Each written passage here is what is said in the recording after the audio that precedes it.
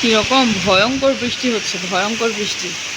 আর এই বৃষ্টির মধ্যে ওরা কীভাবে ধরে দিছে, জ্বর না আসলেই হয়।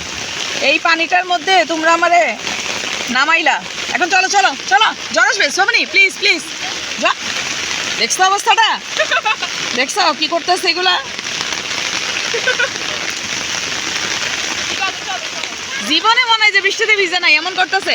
আসো আসো। বিসমিল্লাহির রহমানির রহিম। হ্যালো এভরিওয়ান, আসসালামু আলাইকুম। কেমন আছেন সবাই? আশা করছি কাছে দূরে যে যেখান থেকে আমার আজকের ভিডিওটি দেখা শুরু করেছেন, আল্লাহর অশেষ রহমতে সবাই ভালো আছেন, সুস্থ আছেন। আলহামদুলিল্লাহ, আমরাও বেশ ভালো আছি। গত রাতে বাবার বাড়ি থেকে চলে এলাম শ্বশুর বাড়িতে। আসার পর থেকেই মনটা বারবার আম্মুর কাছেই পড়ে আছে।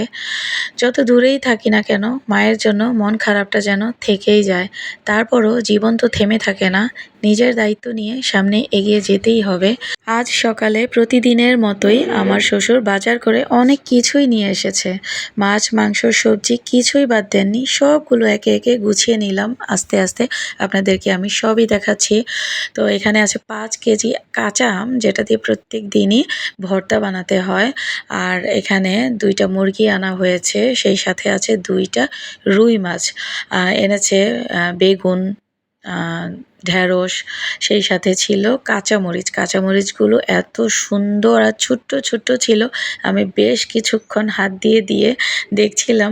মরিচগুলো আমার বেশ পছন্দ হয়েছে আর মনে মনে ভেবে রেখেছি ভাত খাওয়ার সময় অবশ্যই আমি একটা মরিচ খেয়ে দেখব।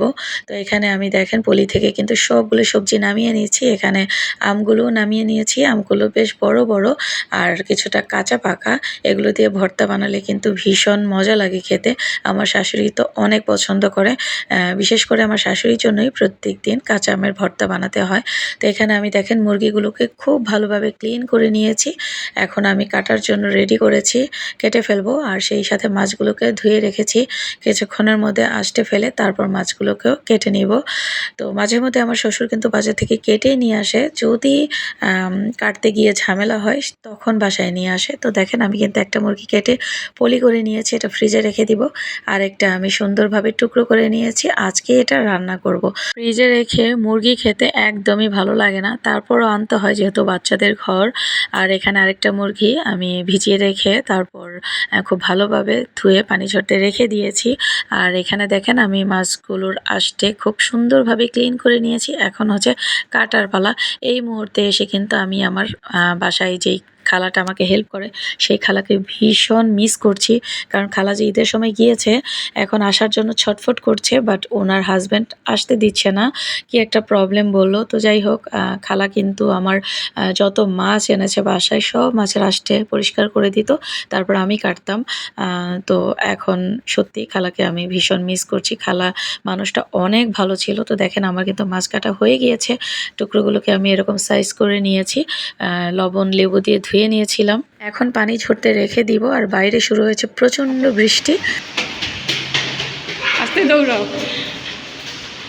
না। এখন এমন একটা অবস্থা হয়েছে যে একটু পর পর গাছ থেকে আম পড়তেছে, আর এত মজা আমগুলা। তা আব্দুল্লাহ আর সোহামণি ওরা চলে গেছে, দেখেন বাইরে কি বৃষ্টি।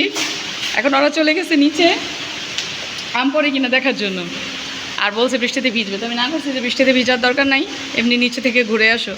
এখন আরও অত কান্না শুরু করছে যাবে, তো ওরা আরও ওকে নেয় নাই, না নিয়ে ওরা চলে গেছে দৌড় দিয়ে। এরপর থেকে যে আরও কান্না করতেছে, তা আমি হচ্ছে এখন আরোকে নিয়ে যাচ্ছি, দেখি গিয়ে আমাদের মিশন সাকসেস হয় কি না, তাই না? আরও তোমার কি খুশি লাগতেছে? দেখছো বাইরে কি সুন্দর বৃষ্টি। বৃষ্টি দেখলে এমনিই ভালো লাগে, তাই না? মনটা ভালো হয়ে যায়। কৃষ্ণচূড়া ফুল এখনও আছে 4-5টা। হ্যাঁ, আমার ফেভারিট ফুল হচ্ছে কৃষ্ণচূড়া ফুল। মাশাআল্লাহ কি সুন্দর বৃষ্টি, দেখছো? আমাদের বারান্দা থেকে একটা সুন্দর আম গাছ দেখা যায়। এখন গাছ ভর্তি পাকা আম, একটু পর পরই টুপটাপ করে আম পড়ছে, যে আগে পায় সেই নিয়ে যায়। আমরাও বসে থাকিনি, গাছের পাকা আম খাওয়ার মজাই আলাদা। রান্নাঘর থেকে কাজ করতে করতেই কিন্তু আমি বুঝতে পারছিলাম কত জোরে বৃষ্টি নেমেছে। এই যে বৃষ্টি দেখেন কি সুন্দর বৃষ্টি, মাশাআল্লাহ। ওই যে ওরা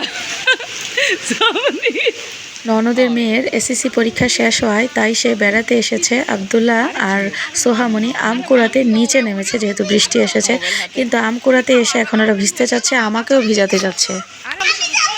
আরে না না, জ্বর আসবে জ্বর আসবে জ্বর আসবে, যারা আমার পায়ে ধরতেছে বৃষ্টিতে ভিজার জন্য, জ্বর আসবে। এই জ্বর আসবে, এই যে আমি ছাতা নিয়ে আসছি। আরে জ্বর আসবে, ঠাডা পরে একটু পরবো। না না, ঠাডা পরবো। কি কেমন করি, কি কেমন করি, একটু ভিজি। আল্লাহ, ওই যে দেখেন ওরা সব বৃষ্টিতে ভিজার জন্য গেছে, জ্বর আসবে। এই জ্বর আসবে তো সোমনি, জ্বর আসবে। আরে ঠাডা পড়বে, আমার ভয় লাগে।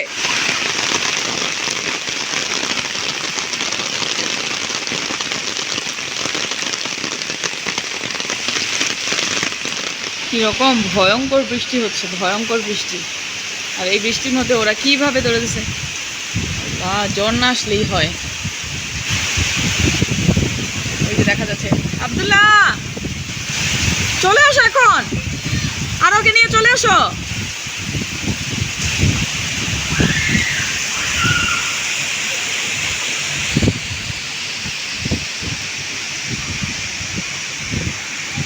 লাগে এখন একদম ভালো লাগতেছে না, বাচ্চারা যদি কথা না শোনে। আব্দুল্লাহ, আই সোমনি, সোমনি তাকায়ও না। ওই যে ঘুরতেছে, আসো আসো।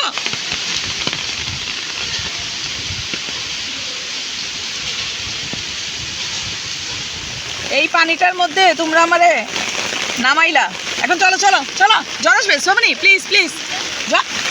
দেখছো অবস্থাটা, দেখছো কি করতেছে এগুলা। জীবনে মনে হয় যে বৃষ্টিতে ভিজে নাই এমন করতেছে। আসো এই আসো আসো আসো, জ্বর আসবে, নিয়ে আসো নিয়ে আসো। পুরো ভিজে গেছি আমি। আসো, আবার বৃষ্টি বাড়ছে।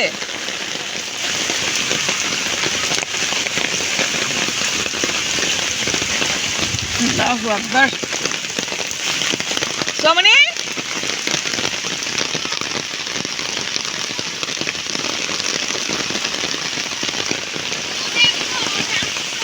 আসো তাড়াতাড়ি।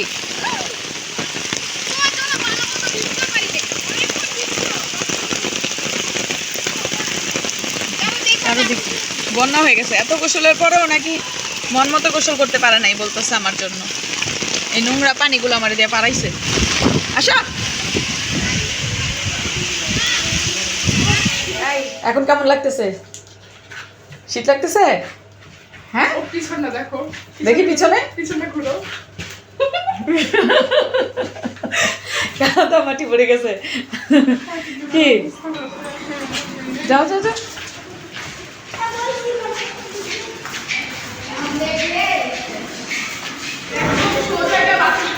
ওরা গিয়েছিল আম কুড়াতে, বৃষ্টি দেখে ওরা আর বৃষ্টিতে না ভিজে থাকতে পারলো না। আমি ওদেরকে আনতে গিয়েছিলাম, আমাকেও বৃষ্টিতে ভিজিয়ে ছাড়লো। এখন বাসায় এসে প্রথম কাজই ছিল ওদের ভিজা কাপড়গুলো গায়ে থেকে খোলা, কিন্তু দুইটা ওয়াশরুমের একটাও খালি না, যে কারণে ওদের জায়গা হলো এখন বারান্দায়। এই আমটা কিন্তু অনেক বড় সোমনি, তাই না? হ্যাঁ, মাশাআল্লাহ অনেক বড়। জি, উপর থেকে যে পড়ছে এই জন্য এরকম ছেঁচে গেছে। আর এই যে এটা টোটালি পাকা।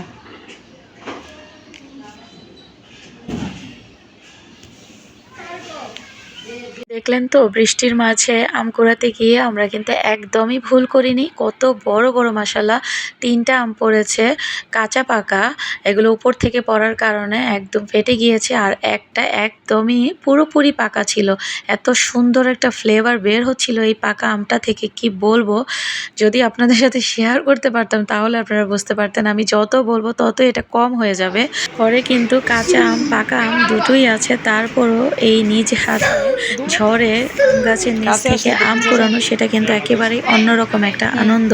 আজকে রাতে ফিফা ওয়ার্ল্ড কাপে পর্তুগালের খেলা আছে, তো আব্দুল্লাহ, সাদ, আরোয়ার বায়না ছিল ওদেরকে যেন জার্সি কিনে দেওয়া হয়।